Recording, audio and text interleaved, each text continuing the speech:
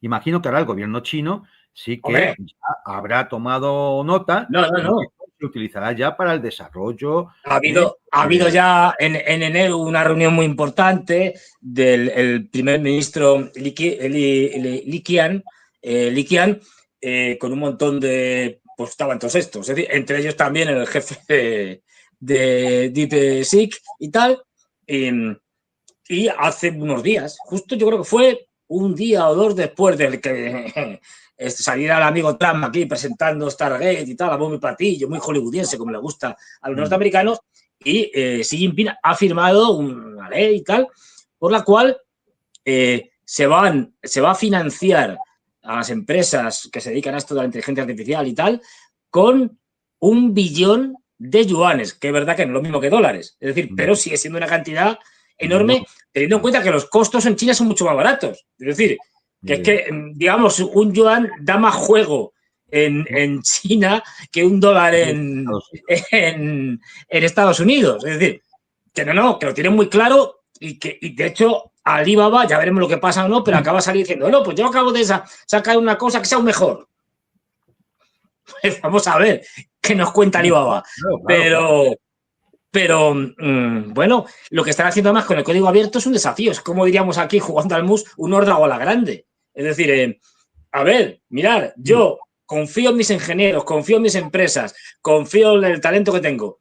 Así que lo pongo en código abierto, porque eso a la larga, o no tan larga, me va a beneficiar, porque otros desarrolladores harán cosas nuevas y eso hará que mis futuros modelos, que mis futuras inteligencias artificiales se beneficien también de esos desarrolladores, etcétera, etcétera. Hagan ustedes lo mismo, señores norteamericanos. Es decir, ahí está el desafío.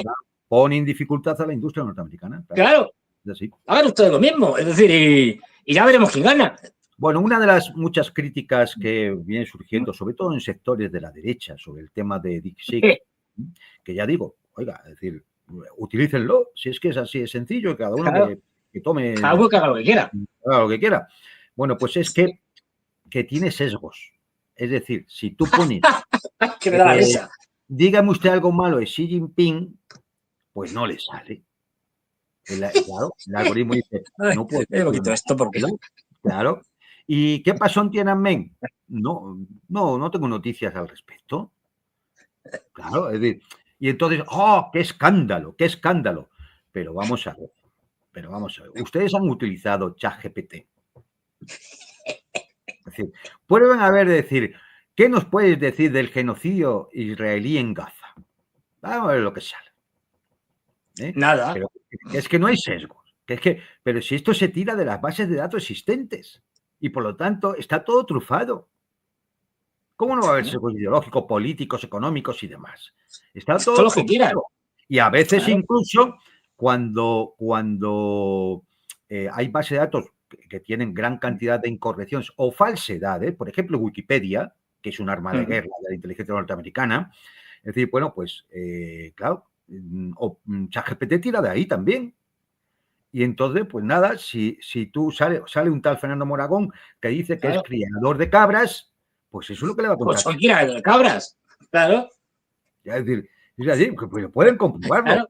Es que nosotros hemos hecho experimentos con temas de historia y bueno, salen cosas abracadabrantes. ¿Por qué? Porque en algún sitio alguien ha cometido el error o la ignorancia de colocar datos que no son correctos o que son falsedades. Y entonces eso te acaba saliendo en ChatGPT, ¿no? Entonces, es decir, que este es otro argumento ridículo, propio de los que dicen, no, es que si es americano es bueno, si es norteamericano es bueno, si es chino, comunista.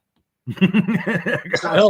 Claro, comunista, ¿no? Entonces, es decir, a ver, por favor. Además, es que me voy a poner erudito, que se dice. No, a ver, esto es no tener ni idea de epistemología, es decir, de teoría del conocimiento. Es decir, incluso, supongamos que toda la gente es bien intencionada, que da mucho suponer, hay que ser muy ingenuo, pero bueno, supongamos que todo el mundo es bien intencionado y que intenta meter los datos verdaderos, se puede equivocar o no. Bueno, pues el mero hecho y que no vamos a darle ningún sesgo político, ya estamos siendo muy ingenuos, pero bueno, el mero hecho de que todos tenemos preferencias, producto de nuestra formación, de las cosas que nos gustan más o que nos gustan menos, es decir, o que nos interesan más o que nos interesan menos, de nuestra formación, de la cultura en la que hemos crecido, hace que inevitablemente haya un componente subjetivo a la hora de seleccionar las cosas y que priorice cosas en función de todo ese contexto. Es decir, que en función de mi subjetividad, en función de mis elementos subjetivos que he aprendido en la escuela, en donde sea, con mis amigos, por ahí, de mi experiencia, voy a dar prioridad, voy a hacer que sea más importante unas cosas producto de esa subjetividad mía. Claro. Fíjate que estoy poniéndolo en unas condiciones ideales que no son reales, pero aún así, es decir, es que es algo que me vengan diciendo que es que no, es que los chinos pues no sale Xi Jinping o cosas malas de Xi Jinping. Bueno, pues claro, es decir, porque eso se hace a través de unos algoritmos que conforman como redes neuronales, que habréis oído alguna vez, que hay que entrenar. Claro, es decir, es que en el entrenamiento ahí está el ya está. Claro, si yo entreno esa inteligencia artificial, que hombre, lo de inteligencia es una forma casi publicitaria, ¿no? De vender este tema, ¿no? Es decir, si yo entreno esa inteligencia artificial en función de un algoritmo en los que yo he introducido ya los sesgos, pues el resultado va a venir ya prácticamente determinado. Es decir, que nadie se debe llamar a engaño. Todo lo que se haga al respecto, que tirará de bases de datos y bases de datos y que obedece a una serie de algoritmos o de redes neuronales que hay que entrenar en base a una serie de requisitos que yo le introduzco, va a tener sesgos. Claro, pero esto también, para esto no hace falta irse. Pero no solamente políticos o ideológicos. De todo tipo. De todo tipo. Comerciales, por ejemplo. Comerciales, sí. A la hora de establecer, por ejemplo, qué marca de vehículos mejor o no mejor, o te garantiza ciertos ratios de eficacia y eficiencia. Ahí va a haber sesgos. ¿Por qué? Porque va a haber más interés en favorecer unas determinadas marcas frente a otras. Claro, es que esto, es que ya digo, por ejemplo, que tú ponías de la Wikipedia, que todo el mundo sabemos, además, que tampoco se esconde mucho, ¿eh? Y es decir, cualquiera que vaya a la Wikipedia y busque sus fuentes de financiación, sus donaciones, verás qué donantes tiene. Es decir, yo me acuerdo, hace mucho que no lo miro, pero yo me acuerdo que pero venía en la Wikipedia, ¿eh? O sea, que no, en la propia web, del 2000, me parece que era 11, algo así, al 2021, no sé cuántos millones de dólares habían sido donados a Wikipedia por George Soros. Pues ya me contarás. Curiosamente, tú pones George Soros en Wikipedia, en inglés, en español, en chino, da igual, y te viene poquito y muy inmaculado. Claro, es decir, un filántropo que tiene una serie de cuestiones, algunas críticas hay que se dicen, pero bueno, una cosa así muy... Porque George Soros no es un oligarca, ¿verdad? Él es un filántropo. No, es un filántropo benefactor de la humanidad. Sí, que se dedica de manera altruista a dar dinero a todo el mundo, a los pobres, a los hambrientos. Joder, es que hay que tener narices. Los oligarcas son otros. Él es un filántropo. Es un filántropo. Claro, uno de los tipos más absolutamente asquerosos y repugnantes que hay. Mira que los hay. Hay que decir una cosa en rigor, porque muchas veces parece que hablamos de George Soros y todo el mundo debe pensar que es un más conocido. Con dos cuernos y rabo. A ver, George Soros, además de ser un oligarca, el gran problema no es que él tenga mucho dinero, es que él gestiona mucho dinero de otros, pero gestiona mucho dinero. Gestiona fondos, gestiona la riqueza de muchos otros. Es decir, que no es solamente su dinero, es el que gestiona de grandes grupos oligárquicos y lobbies. Ese es el problema. No su cuenta corriente, que también, que no es pequeño, ¿no?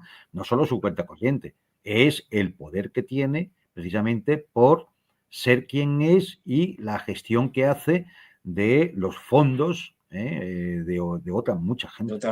¿Y cómo lo utiliza en política? Es decir, porque no olvidemos una cosa, y no me refiero a la política interna, haciendo donaciones al Partido Demócrata, que eso está muy bien, que haga las donaciones que quiera a quien quiera. No, es que lo utiliza para dar golpes de Estado. Claro, esto es otra cosa muy distinta. Es decir, yo siempre, vamos, lo cuento porque una amiga mía, periodista, por ejemplo, y lo he contado varias veces, es decir, estaba cuando el más famoso Maidán, y entonces fue por allí y tal, y estaba por allí, y me cuenta, dice, no, es que los chicos de Soros estaban allí.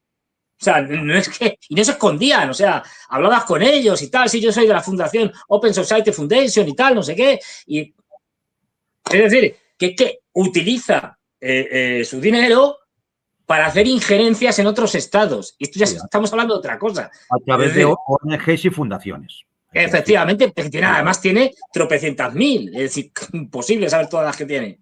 Y un tipo muy peligroso porque además él, en una entrevista que tiene, en una entrevista que tienen a unos tipos que escribieron de la Escuela de Guerra de Francia, que escribieron un libro centrado en las actividades de George Soros y la Open Society Foundation y sus muchas derivadas en África. En concreto era en África. Y en una entrevista que les hicieron a ellos es que habían estudiado al personaje y una de las cosas que decían es que el personaje se creía, y creo que lo tiene puesto en algún lado, y lo decía, él se considera un jefe de Estado sin Estado. Ah, sí. Porque es un globalista, claro, pero se considera, por lo tanto, un individuo que tiene el derecho a trascender fronteras y estados y intervenir de las maneras más antidemocráticas posibles, haciendo lo que le da la gana. Este es el problema de ellos solos, que tenga mucho dinero o no, bueno, es decir, que financia a los demócratas como si financia a los marcianos. Cada uno financia a quien quiera. Claro. Eso sí, siempre en defensa de la democracia, la libertad sí. y la sociedad abierta. Es que, menudo personaje. Vamos a seguir con Trump. Venga, vamos allá. Trump parece ser que ha decidido que en sus relaciones con Europa va a tratar directamente con los presidentes y primeros ministros y no con la Unión Europea. Esto puede parecer otra de las típicas boutadas de Donald Trump, ¿no? Es decir, no. Pues me ha metido a mí bueno, pero esto tiene un hondo calado, porque es tanto como no reconocer a la Unión Europea como sujeto político. Esa es la cuestión. Es decir, de hecho, Ursula von der Leyen lleva tiempo intentando que cierre una reunión con ella y Trump se ha hecho el sordo. Es que ni ha contestado. ¿Por qué? Porque Trump está más cómodo tratando con presidente y primer ministro a los que va a poder imponerles sus condiciones directamente, que no con una cosa que primero ideológicamente para él les extraña, porque son globalistas, son woke, son agenda verde, son lo que apoyaron a Biden y a Harris, y entonces para él la Unión Europea es algo que le produce un rechazo. Y claro, pues esto pone a la propia Unión Europea en una situación delicada, porque el vínculo transatlántico, ¿qué vuelve a ser? Las reuniones bilaterales con Londres, con Roma, con París, con Madrid, con Berlín, con Varsovia. Y entonces la Unión Europea, ¿en qué queda? Si Trump llega a un acuerdo con Roma de temas de comercio, de relaciones internacionales, de política exterior, incluso de seguridad, ¿qué tiene que decir la Unión Europea? ¿En qué lugar queda? ¿Por qué no cierran y apagan la luz ya? Es que queda, es decir, lo que tú dices es fundamental, es que eso significa que la Unión Europea se queda, por utilizar el término futbolístico, en fuera de juego completamente. ¿No? Es decir, en el momento que yo hablo con los estados nacionales, y no olvidemos que es un soberanista, es decir, por lo tanto, él lo que defiende es un Estado nacional norteamericano o estadounidense fuerte y más o menos en función de los intereses, pero bueno, él defiende los estados nacionales, los que a mí me interesan, que sean fuertes y los que no, los debilito, pero me relaciono entre estados nacionales, entre estados más o menos soberanos, en teoría. Sí. El vasallaje lo puedo seguir imponiendo, quiero decir, hay dos fórmulas, bueno, hay muchas, pero hay dos fórmulas de vasallaje, la que tenían los globalistas como Biden y compañía, a través de dos organizaciones más, pero bueno, fundamentalmente la Unión Europea y la OTAN en Europa. Pero esa es simplemente una de las maneras. Otra es la que va a hacer, por lo que parece Trump, que es de estado a estado.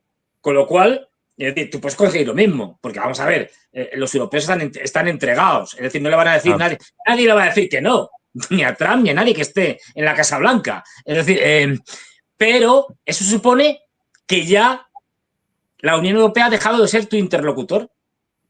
¿Para qué sirve entonces? Así quien te manda. Y tú decías, era clarísimo en el tema de Ucrania, ¿no? De lo que decía Estados Unidos, la Unión Europea, correa de transmisión, ponía la pasta, tal, venga, a Ucrania.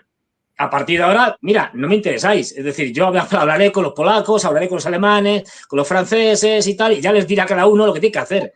Es decir, y se acabó. Con lo cual... Ya le diré a cada uno lo que tiene que hacer. Efectivamente, o sea, a ver tú, Macron, manda unos cuantos franceses allí que hace un poco el tonto.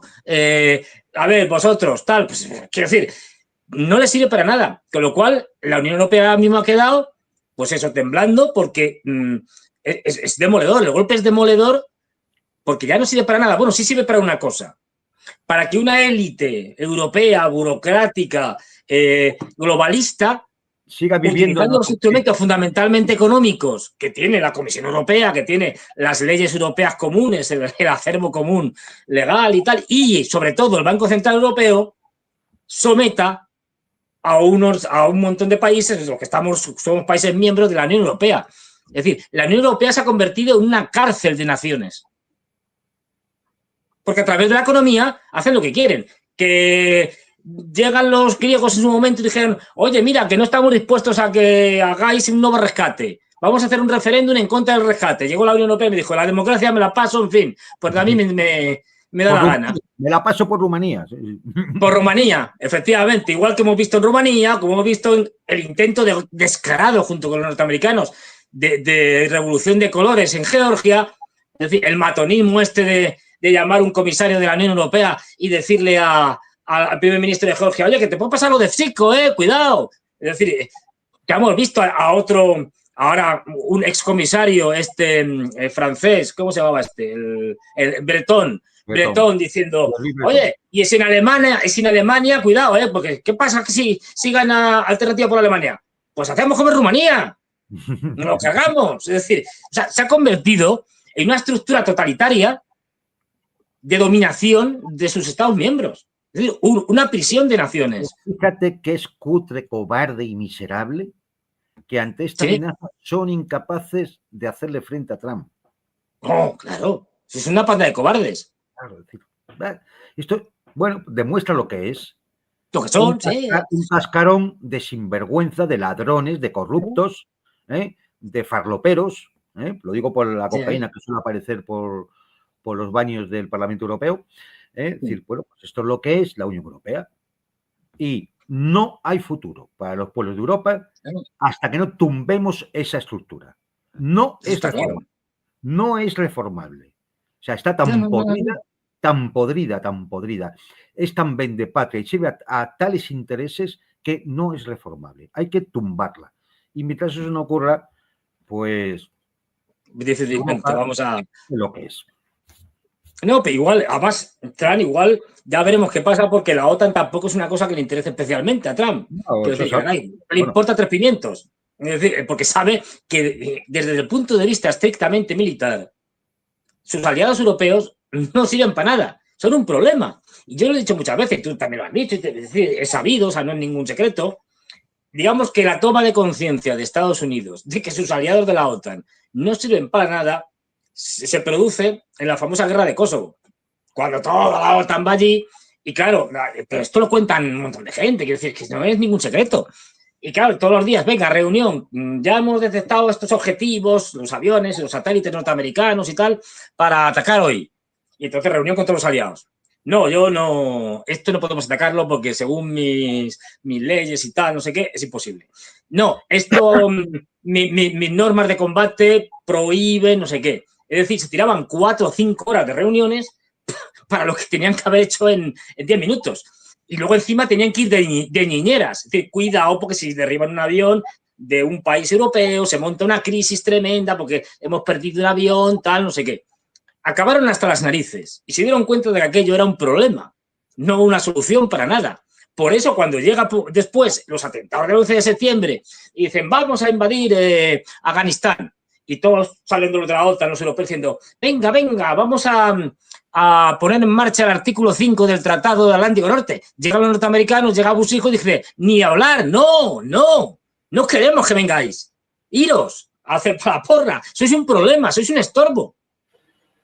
Tenemos que andar de niñeras, cuidando como que no pase nada. Todavía me acuerdo de la primera intervención de los italianos en la primera guerra del Golfo, la del 91, en la que fueron 7 aviones italianos a hacer una operación de bombardeo y solo volvieron 3 bien. Es decir, era su primera operación. Uno se estampó, otro no sé qué le pasó. Los otros tuvieron problemas para descargar las bombas, tuvieron que volver. Otro se estropeó. Claro. Esto cuando lo ven los norteamericanos decían, pero ¿yo con estos? No, estos que vengan cuando ya, pues eso, lo que pasó en Afganistán. Es decir, ellos invadieron Afganistán, digamos, que echaron a los talibanes, tal, y entonces ya metieron la ISAF. Después. Es decir, cuando ya hemos hecho... Luego le salió mal por otra serie de cosas. Es decir, pero bueno, metieron la ISAF. Y igual hicieron en la guerra de Irak. Es decir, que van con los primos británicos que ya se conocen, porque es que es inviable, o sea, cualquiera, tú lo sabes mejor que yo, Juan Antonio, como militar, es decir, o sea, imaginemos yo qué sé, ¿cuántos son los países de la OTAN? Ya ni me acuerdo, es decir, 50, 32, ¿no? 30. 30 y tantos, es decir, 30 y tantos estados mayores discutiendo sobre lo que hay que hacer. Pero a nivel táctico, es decir, a nivel de operacional de cada día. Es que esto es inviable. Yo de la guerra cuando Kosovo y demás, yo solo recuerdo el testimonio de un compañero que me dijo que fuimos allí al bando equivocado. Ya sé. Eso no debía hacer reflexionar. Bueno, vamos a dejar Trump en Europa, y vamos a ir con Trump a las Américas. Bueno, primero, primera reflexión. Yo entiendo a la presidenta de México, que la mujer pues ha decidido escribirle a Google para que considere lo del cambio del nombre en Google Maps del Golfo de México por el Golfo de América. Aunque yo, pensándolo, me decía una cosa, es decir, ¿no será más útil llamarle, quitando a Canadá y Estados Unidos, llamarle a todo el resto América